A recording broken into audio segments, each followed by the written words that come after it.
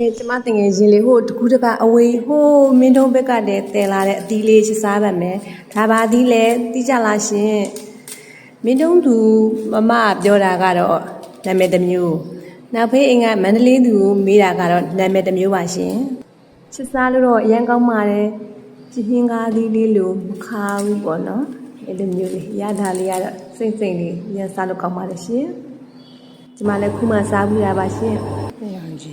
တော့မင်းတို့ဆိုတော့ဟိုးမကွေးတိုင်းရဲ့မြို့နယ်ပေါ့နော်မကွေးတိုင်းမှာရှိတဲ့မြို့နယ်လေးတစ်ခုပေါ့နော်မင်းတို့မြို့နယ်အဲ့ဒီအမနဲ့စုံလုံး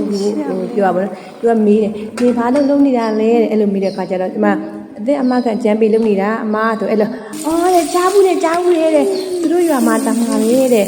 အိမ်ပေးနာအမတဲ့သူသမီးလေးအတွက်တဲ့အမကန်ထားတယ်လို့ပြောတယ်ကြားတယ်တဲ့ဆောင်းလက်တစ်ဖြက်သွင်းရတယ်ဆိုလိုက်တစ်ချိန်သွင်းရတယ်ဆိုလိုက်တဲ့တေချာတော့မင်းမကြည့်မိဘူးတဲ့တဲ့အမကအကြောင်းဆိုတော့ပြောလိုက်တာနဲ့တောရသူတွေရောမြို့ရသူတွေရောနည်းနည်းအရက်ကသူတွေကအားလုံးသိကုန်ကြပြီသိလားအဲ့မှာကိုနဲ့ကိုက်ညီတဲ့ဘလူးမျိုးစားလေးတွေလည်းဟိုဘလူးအကာအကွယ်တွေရမှာလဲ